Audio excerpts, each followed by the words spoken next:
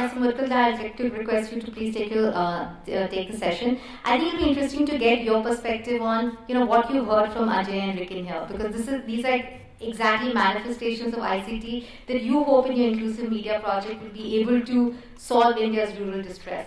Do you find these examples heartening, or is this the way to go forward? Thank you very much for giving me this opportunity. I really find this really heartening, and I'll tell you why. I am a journalist who actually gave up his job to work on India's rural crisis for journalists. So we created a website, a clearinghouse of information on India's rural crisis from the point of view of what is afflicting rural India, which is like the multiple crisis, which includes falling incomes, which includes, falling investment in rural India, malnutrition, and all the stuff that, affects rural India. So we had a limited success in that, but I'll not bore you with what we do and what we have done for rural India. But I'm here to raise some questions. And as a believer in technology, as a believer in ICT and everything, and I'm fascinated by guys like Rick and Gandhi who have one remote control size projector in one hand and an iPhone on the other, and is like charged by the energy to change. And I've really seen some of his work, and I'm fascinated by what is being done. And I've seen videos of Andhra Pradesh, particularly of Anandpur district, and I found them very fascinating. And even Ajay's work, I tried seeing, and I hope to see more of. But right now, I'm here to deflate the issue slightly, because there's a lot of hope which is being sold in an extremely vacuous way in India. I read in Indian Express, I'm sure many of you must have seen it yesterday, that somebody is giving a watch at the Department of Technology, particularly telecommunications, is developing a watch where a woman, if she sees danger, will just press a button, or if she can't press a button, will just say, "Help me." And there will be a video running, and it will go to the police control room, and it will go to the Women's Commission, and it will go to multiple sites, and the help will come rushing. And the reporter who has written the report is a friend of mine. In fact, he was a trainee under me, and I really respect him. He's a good reporter. The problem is we see very clearly that extension, as Dickens says, is working, where there are some people with faith who are following that. Extension work, perhaps, yes, but political spin doctoring with technology is a deadly combination. Now, this is what they've been doing with cash transfer, this is what they've been doing with rates, and this is what they intend to do with rural India, make a mess of everything by using technology. Now, technology, as we know, is not value neutral. It brings with it its own value system, and that value system is to be watched. Now, I see as the government withdrawing from some key areas of governance, leaving, which is not neither good nor bad. Sure, I mean, you withdraw from key areas of governance, from economy, from implementation of things, probably leave the space for private sector, probably governance will be done through regulation, but I mean, you can't give toilets to millions of people by devising a watch. You can't give law and order security to people by this kind of bullshit and spin doctoring. So what I'm doing today is I'm presenting three things which we are doing as part of Inclusive Media Project. One of them is basically trying to actually assess if we can use technology for building transparency and accountability and empowerment. And second part is a very crucial part of participation for empowerment, and that participation applies to even the law change that we are talking about for making kind of better laws to deal with problems like rapes and insecurity for women and stuff like that. And then I come to the last part, which is basically RTI and social audits and documenting of a lot of things of absolutely downtrodden people at the end of the rope. So the first part is basically is very well understood that wherever in India we have used technology, particularly ICT, for PDS and for works, like tracking of PDS trucks, of supply chain, of using MIS system to build records of NIGA work, to do job cards, it has worked. In fact, Jean Drèze, when he went to one particular district in Chhattisgarh, Sarguja, exactly about 10 years before he wrote something for National Advisory Council, he said that this system, the PDS, the public distribution system, the ration card ki dukaan ka system, is actually designed to fail. This cannot work in India because the pilferage is so much. The black marketeering and the way the guys run the ration shops, etc., is basically designed to fail. If you were to pay money to somebody to make the system defunct, you will not do such a good job as these guys, the ration card shop owners, were doing. But at the same time, 10 years later, when he visited the place again, the same Sarguja district, he wrote, and I can actually quote, that basically he talked about an extremely remarkable turnaround. And what had happened in Chhattisgarh in the meantime was basically a system of creation of enabling environment had preceded computerization and use of ICT. So what we saw was that there was a complete administrative revamp in about 146 development blocks in 18 districts of Chhattisgarh. And all the beneficiaries were put online, and they were, food stocks, SMSs were being sent, and inventories were being tracked and everything. So what we saw was, basically, one, there was political will, and two, there was faith in the system where some kind of an enabling environment was provided before using computers, before using that watch. Now, the answer whether that watch will work for the woman in distress or not is actually yes. Is actually not no. It can actually work. But you need somebody to pick up that phone in the police department. You need somebody at some place to actually document this particular call, log it somewhere. So in the same way, the ICT and the remaining other forms of technology for public distribution systems have worked wonders in various parts of India. But what the government is doing now, government is actually packing it up and saying that we'll do cash transfer.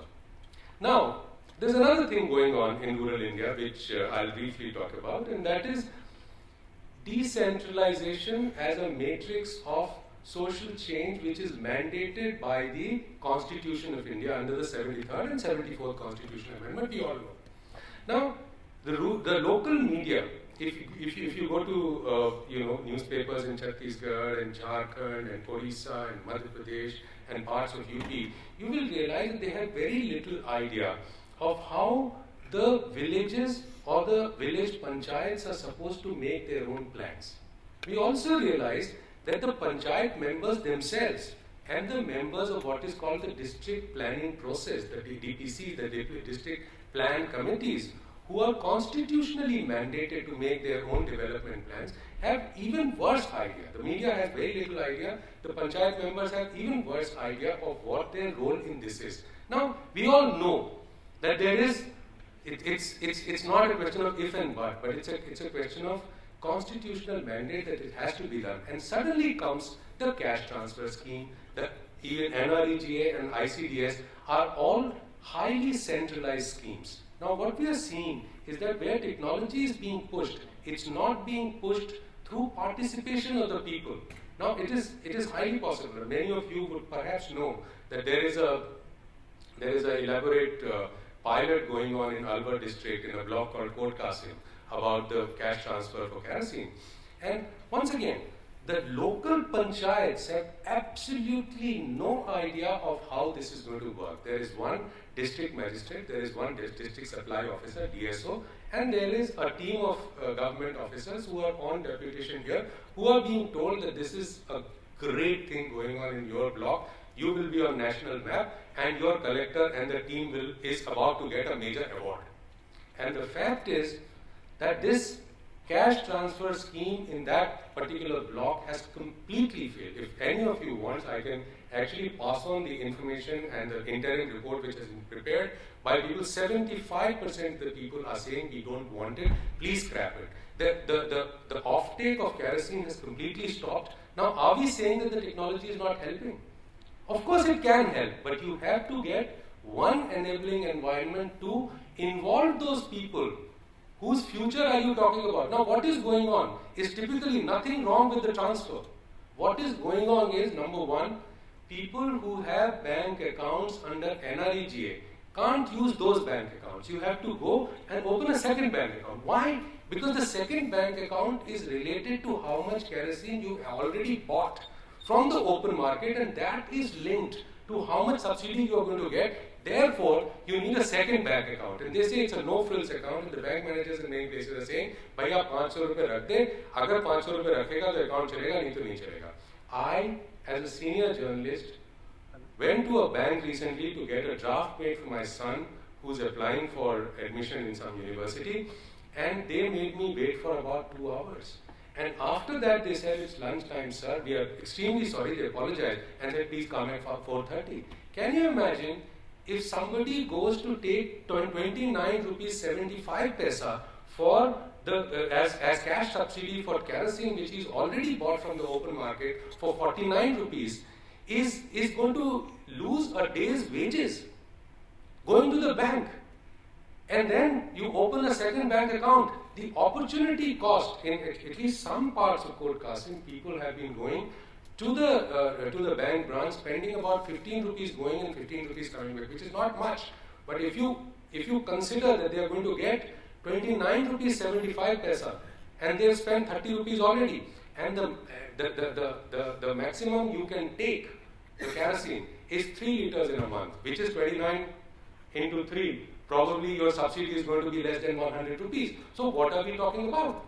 Now, if we are using technology as a shield, as the spin doctors of the government are doing in case of rape laws in India, then I think only God can save us. This technology is not going to work. I'm sorry to break anybody's heart here.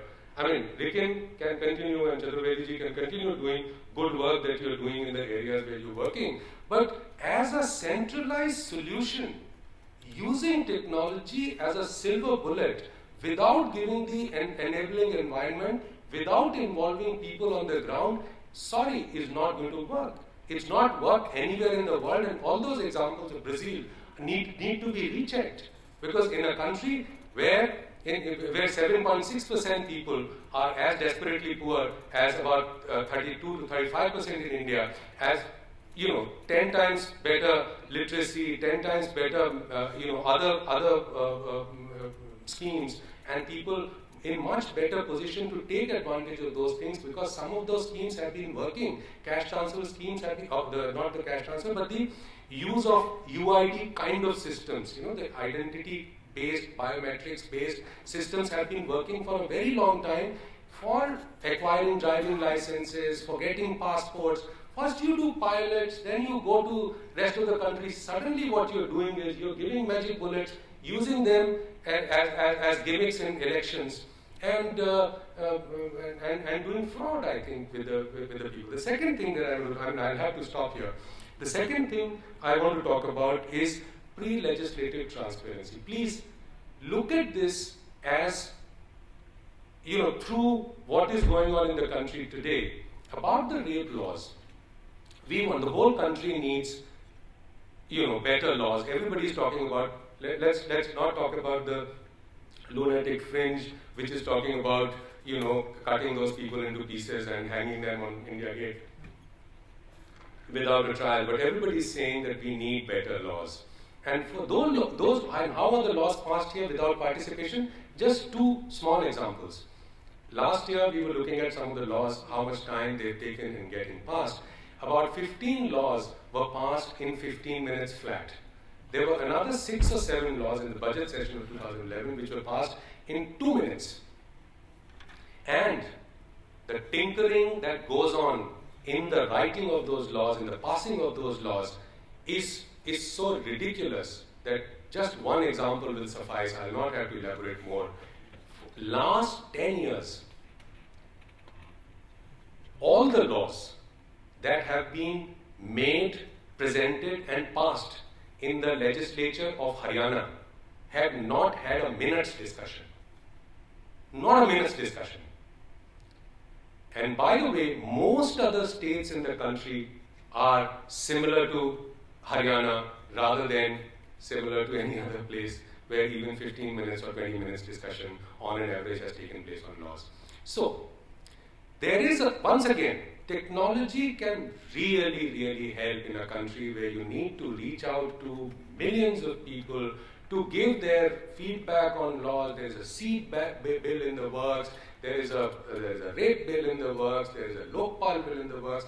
All those things need participation and you need technology for that. But to do that, you have to do enabling systems, and one of them is, which is working in many countries, is that first you prepare a draft and put it in a public domain, particularly on the internet, and through the internet, by involving panchayats, by creating systems which are intermediary system between internet and gram panchayats, and put in a green paper, put it in for 6 months, get the responses, put in a white paper after that, including all the responses, and then go to Parliament and say that without 3 months of more deliberation, proactive deliberation, this will not work. Perhaps we can have better regime of lawmaking, better involvement of people, once again using ICT. And lastly, I would say, we know that certain things are actually working, and one of them is RTI.